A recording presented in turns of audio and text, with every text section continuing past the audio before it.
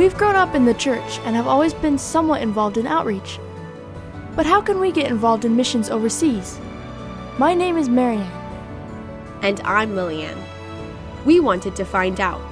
Join us on our journey to discover the culture, the lifestyle, the need, and the mission in 2 of Southeast Asia's least reached countries. Welcome to MissionTREK. Hey, it's so good to have you join us again. In the last episode, we met a girl who was raised from the dead, Anne Miranda Lumby, who is hoping to plant schools in impoverished villages. In this episode, we will visit an amazing center of influence being built by a young couple living in Bangkok. Then we get to go to a Thai cooking class where we will learn how to make really good tasting traditional Thai dishes.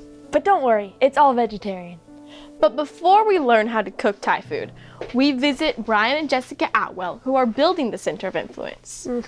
Before they moved to Bangkok, they were newly married Bible workers in America and had just had their first child. They found out about the great need in Bangkok by watching I Want This City, which you can also watch at iwantthiscity.com. They took the call personally. Yeah, so they moved to Bangkok, and the first thing they did was start learning the language. Thai is a hard language to learn because it is tonal. Yeah. So that means that not only do the words mean something different, but each way you say them means something different too.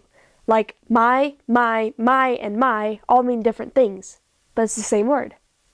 So it must be best to learn it while you're young. Definitely. Older people have a really hard time with it. So that is just one of the advantages of being young in the mission field. It was slow for them at first, but God blessed and He gave them a huge building for their project. So could you explain a little bit about what a center of influence is? Yes. It's a term Mrs. White uses quite often when referring to the work in the cities. She says, "It is the positive duty of God's people to go into the regions beyond and establish new centers of influence wherever an opening can be found." Wow, that sounds like a really important thing to do. Yeah, for sure.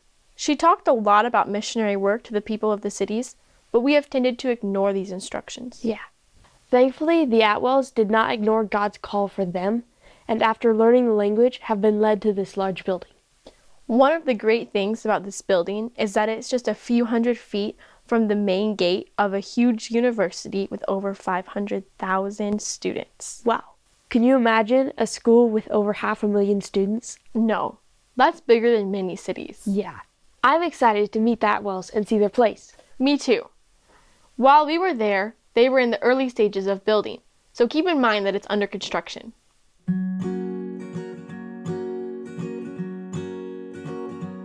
We're with the Atwells, Jessica and Brian, at their house, and we wanted to ask them a few questions about their project and what they do here in Bangkok. So how did you guys come here to live in Bangkok? Well, we ended up coming to Bangkok because God impressed us that we were supposed to give off and come live in the foreign mission field. We didn't have any money, but we had our lives, and since Jesus died for us, we're the most expensive things in the entire world, is giving your life over here.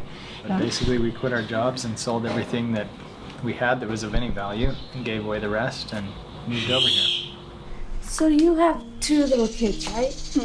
Is it scary raising kids in the mission field? It's petrifying to raise children, period, no matter where you are.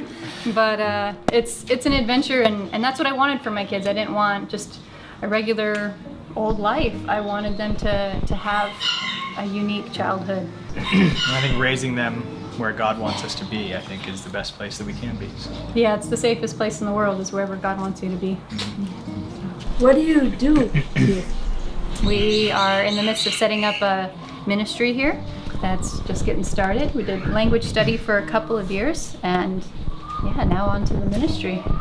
So He does the hard stuff. So. we're setting up a center of influence where we can build relationships with people. We had all of these different ideas about what God wanted us to do. Maybe we'll just have a small little cafe, and oh no, we should do a restaurant, and oh, but the gym thing would be so cool, and you know, we should have like a church plant there too so we could do meetings, and we felt so scattered. What did God want us to do? And then we just kind of gave it up and said, well, whatever building He leads us to, then that's what we'll do, whatever it fits. Well, then God gave us this monstrous building, 4 floors, and the project is all of these projects, and so we weren't weren't scatterbrained. They were all God's ideas. He just wants us to do them all. And so the first floor would be a cafe, the second floor would be a restaurant, the third floor would be a church and kind of like a meeting lecture hall. And then the fourth floor and the fifth floor combined will be a rock climbing gym and a fitness center for helping people. We're wanting to focus on health, and so we're kind of trying to get a complete picture of health, not just nutrition, but extra fitness as well. I'm so glad he didn't show us what he wanted us to do 3 years ago, because we would have been way too scared to get over here. And that's just how God leads, is, you know, it's always adventurous. Every little baby step is adventurous. It's never like too much, but it's always enough to scare you and keep it exciting. So as we got more into establishing what we're doing, we realized that this center not only would be for reaching out to other people, but it's going to be training the workers that are coming to work with us. And so as we work in connection with our Bible workers one-on-one, and then working with other people, they're able to witness how we all work together. And so it will also serve as a training center where the goal will be within a few years to be able to see which ones are really solid and working well, and we can take them and help them establish their own center in a different part of the town, of the city, or in a different part of the country even, and then they can kind of continue this model on their own. God gave you your own personality. Like, stand in your God-given personality and be no man's shadow. Be who God made you to be. All of those unique things you like and dislike, the passion he gave you, he can use to reach others. Like, God doesn't want your life to be boring. Like, he gave you a personality and talents and skills, and whatever you like to do, like, if you want to use that for the Lord, he'll use it. You know, let it be Christ-led, and it'll be awesome. It'll be so exciting. I love our life. I don't ever want to go back. It's perfect here, so. Well, thanks so much for sharing. We've learned a lot more about your background story, and we're excited to see the project. So could you take us to the building? Yeah, let's go check it out. Okay, you guys have fun at the building. I hear Asher, I gotta go.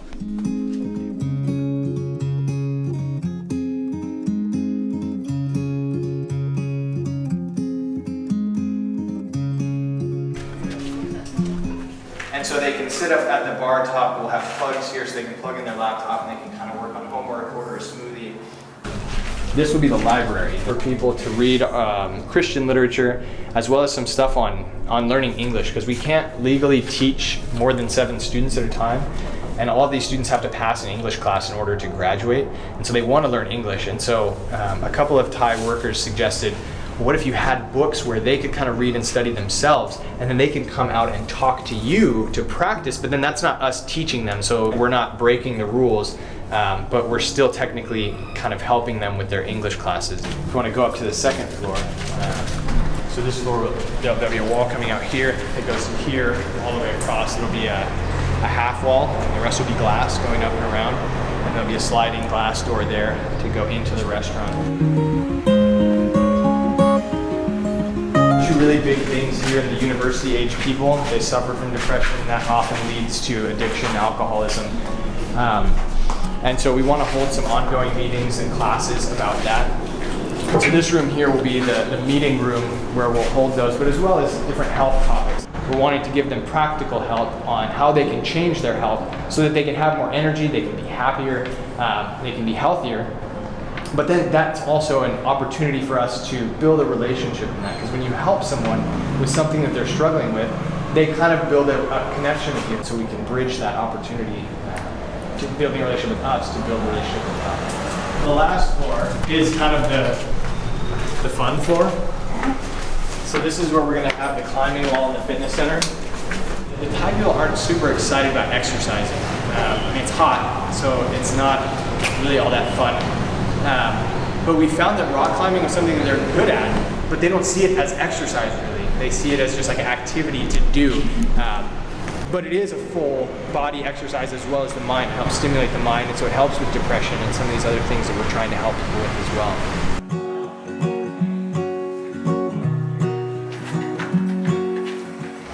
Well, thank you so much for showing us your project. You're welcome. Thank you for coming. We'll definitely keep this project in our prayers, and we'd like to encourage all of our viewers to also pray for this project, support it if you feel led to.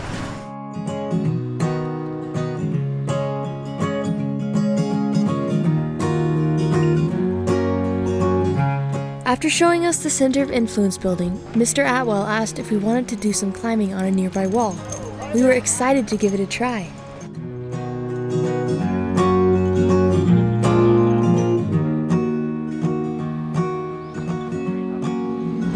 That's kind of an easy spot to grab. This is a big one. So try and focus on getting your feet up and then finding a hand after your feet are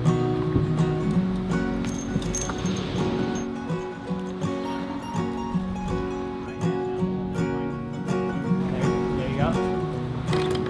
There you go. Nice.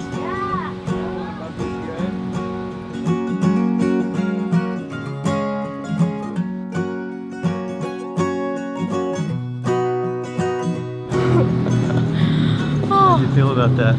Oh, my hands are just shaking like this arm. Oh.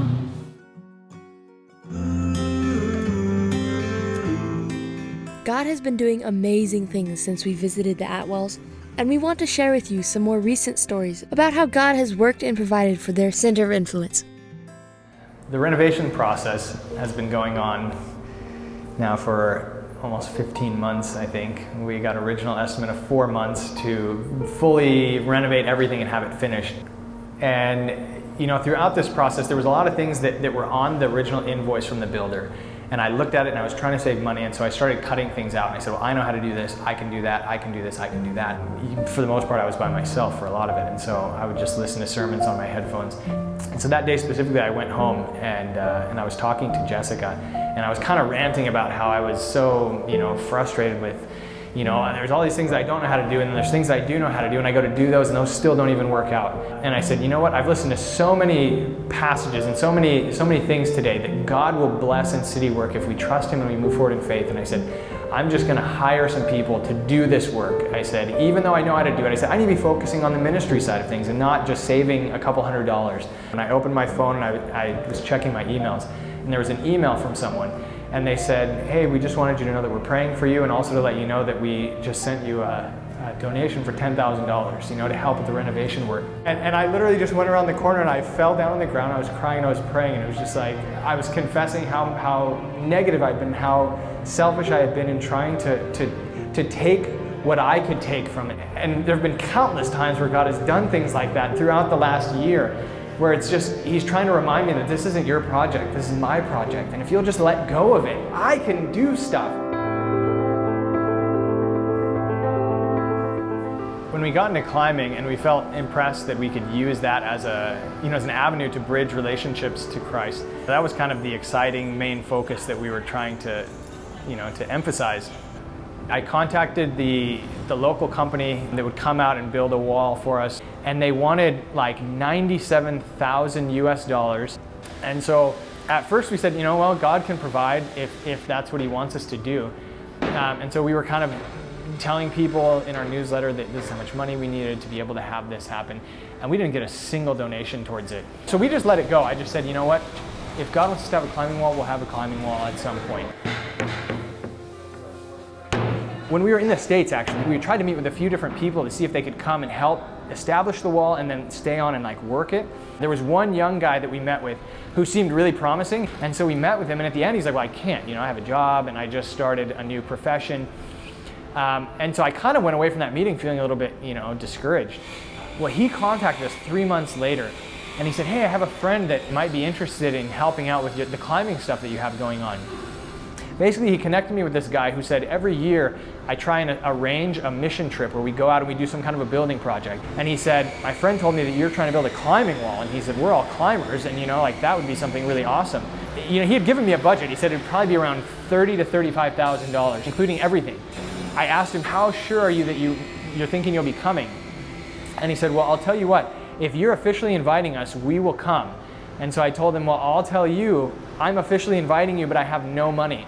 So then we get an email from someone that we didn't know, and the guy says, I'm a lawyer in the States, and he said, and I had covenanted with God that this case that I had been working on, that when it was settled, that I would give 50% of what I earned to your project. And he said, and so I'll be sending you $35,000, but I can't get it to you until this date. And he said the date, and I looked at it, and the other guy had just sent me an email saying, well, we just bought tickets. And they were like for right about the same time. And so God just worked it out and provided the resources that we needed, and then the team to come over and do it. It was really encouraging to see that God had a plan. Again, He wanted to work it out, but He wanted to get the right people involved and make it work in the right timing.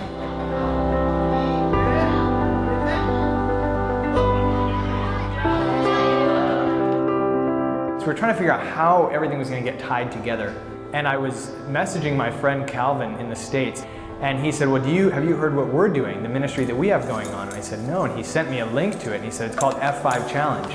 You know, they do fitness events. The 5 F's are fun, fitness, faith, fellowship, and fortitude. And so we prayed about it and said, this seems like it would just bring everything together, you know, it's like one club. And so on the front, actually, we put the sign, the first sign we put up was Club F5. And so it's kind of like a membership thing, you know, you can sign up, you can be a member of the gym, but then it also includes, you know, a certain number of meals at the restaurant, some certain number of juices, you know, it's kind of all one thing. And it really just brings everything together. And so, you know, the idea is that we have this gym, people can come and kind of learn and practice climbing, but the real goal is that once a month we take a trip. We go outside of the city. There's a few places within 3 hours of here where there's some really awesome outdoor climbing, but that we can take people out, we can do a weekend camping trip, get them out to where they can be in nature, see God's creation, and it gives us opportunities to talk to them about God. We do worships with them in the morning and in the evening. The main important thing is building a relationship. And when you're at the bottom of a rope and you're holding that rope and you're the only reason why that person isn't going to fall down, it builds a lot of that trust that is an important factor in being open to spiritual things and these different ideas that are contrary to what they've grown up believing.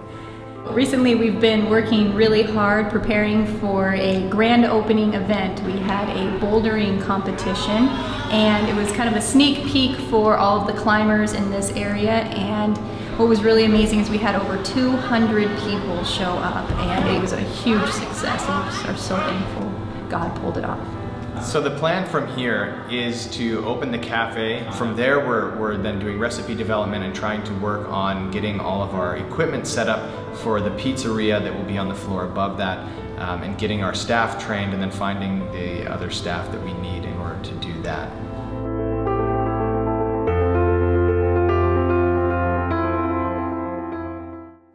Wow, that's amazing. Yeah. Can you imagine the amount of faith it must have taken to build a ministry that big? It must cost a lot to do that too. Yeah, but we serve a big God, don't we? Yep, and He can fill any need that brings glory to His name. This is something that anyone could do. I mean, Brian and Jessica didn't go to school to learn to set up a center of influence. They were just Bible workers. They used their imagination, they prayed a lot, and they followed God one step at a time to where the need was greatest. Yeah, and God will do the same for anyone. Mm-hmm. We just need to take that one step of faith, and then another, and another, and another, and God will direct us if we don't give up. Mm-hmm. But moving on now, our next adventure is the promised Thai cooking class. Yeah, one of our favorite restaurants in Bangkok is Make IDs. We can order anything on the menu and know that it's going to be vegetarian. And the flavors are so wonderful. I love how Thai food relies so heavily on fresh vegetables directly from the garden with very little processed foods. And they use almost completely natural seasonings as well, like fresh garlic, ginger, and lemongrass. And they rarely use any salt. Yeah, and Make IDs also offers cooking classes. And we thought we'd try it out. So we met up with a friend, Jem Castor, and they thankfully let us film our experience. Yeah. We will be providing a couple of recipes to go along with some dishes so you can follow along at home and then make them for your friends and family to remind them of the forgotten, unreached people in Asia. So get your pen and paper out to write down these recipes, or you can find them at MissionTREK.net.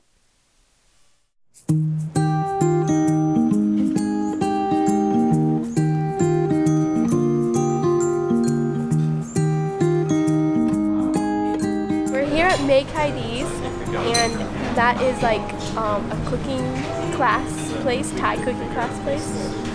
So we're gonna get a Thai cooking class with Jem. For those of you who are wondering, that's Jem.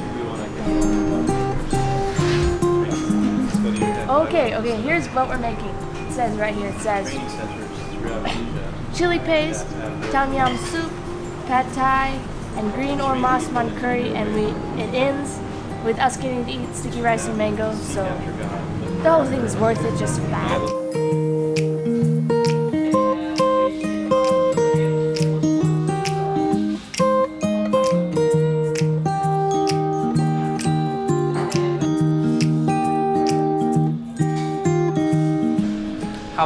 spicy food?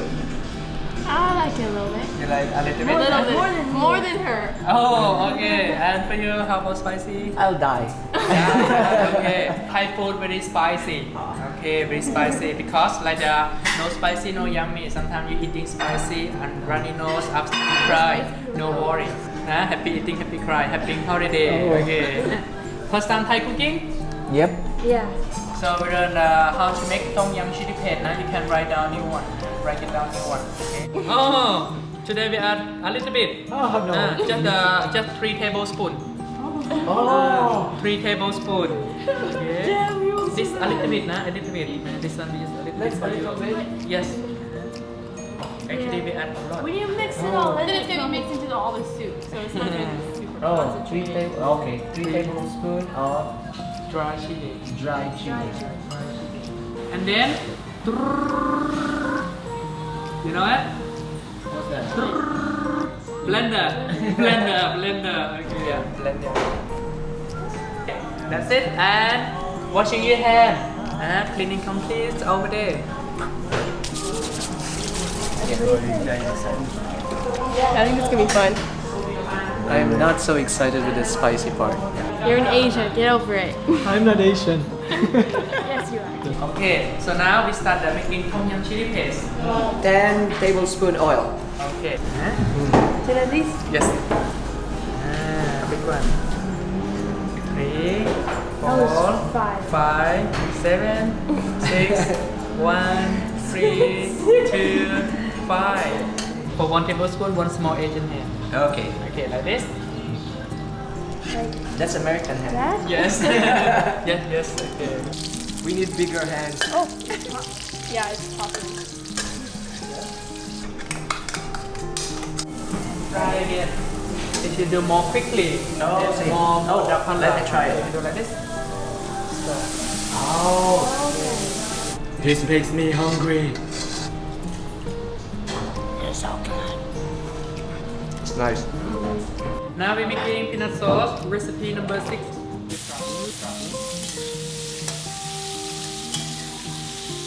Then do, after you brush it, just get wet. Oh, it comes to thick.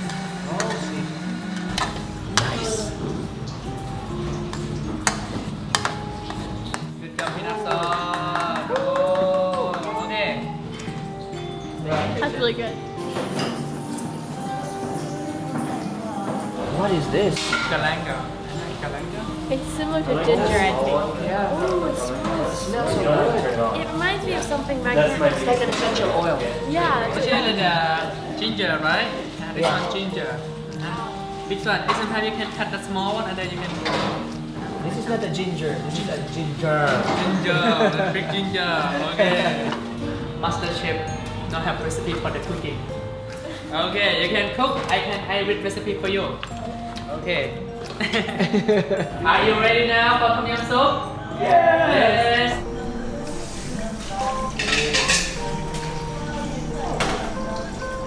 Asian hand. This one is not? Enough. Because when you use big hand carrot, you don't say tom yum soup, you say carrot soup. Oh, yes. So, yeah, 4, 5. Oh, you can add a lot. Okay. Yeah, 4, 5.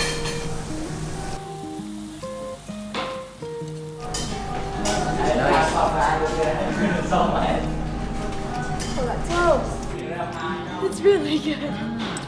I didn't know it could cook this good. You have to That is good. You're shocked. I know, it's like, whoa. Oh man, that is good, bro. They don't even really follow the recipe 100%. Sorry, I've been like. It's so good.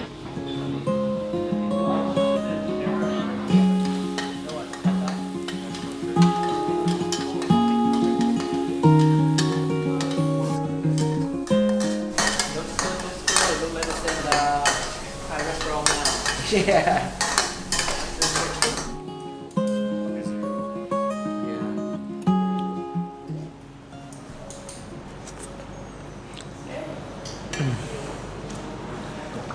So good.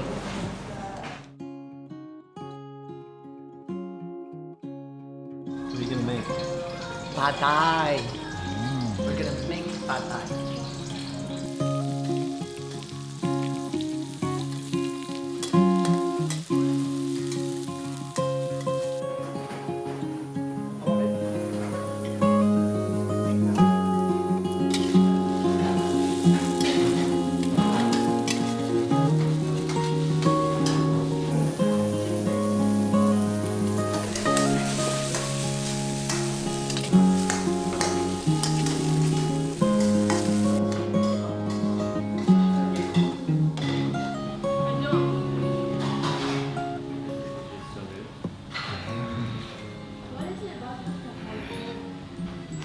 It's scary. Does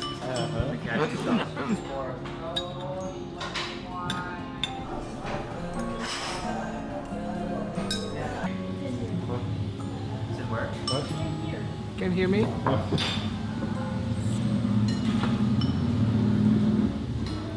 love it. It is so good. You like it? That's really good. What is that? Mango sticky rice. We're liking you so much. Enjoy. Thank you. So what do you guys think of that? A lot of fun. It was nice. It was really good. It was not so spicy at all. The food was good. The food was good. It was a really great experience. Our food tastes so good, even though we have 3 different cooks, but we follow the instructions. I guess this is the reason why that God wants us to obey His will, to obey His law. And whatever life that we are in, if we obey, if we follow the ingredients that God has for us, what will happen is we'll have the same flavor. They'll all taste delicious. I hope you were able to get those recipes. But if you didn't, you can visit our website, MissionTREK.net, and look for them there. And it's definitely worth it because the food is just as good as it looks. Well, this has been such a great show today. Yeah, I really miss being there, and I hope we can go back someday. And maybe we could start a center of influence like that someday. Yeah, and there are people that have gone before us that we can learn from. We encourage you to read up on the methods that others have used in reaching the cities. Unfortunately, there is not a lot of material out there about city ministry because not very many people have done long-term missions in the cities. But we can change that. Pray about how God can use you to reach His children in these giant metropolises. We'll see you next time on Mission Trek. And remember to pray for the unreached cities.